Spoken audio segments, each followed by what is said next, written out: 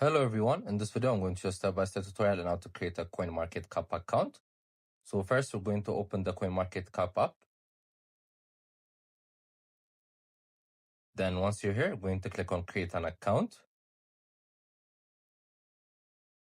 So they're going to give you three options to create an account with: your Google account, your Apple account, as well as your wallet.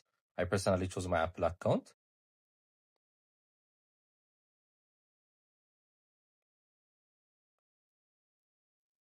So as you can see, they're creating the account for me. Next, we're going to click on let's go. So as you can see, we've created the account.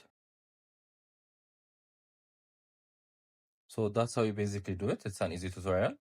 Make sure to also check our other videos as we've been posting daily. And you guys could also find this app in the App Store or Play Store. I hope you guys like this video. Subscribe for more, like for more, share for more. I hope to see you again. Goodbye.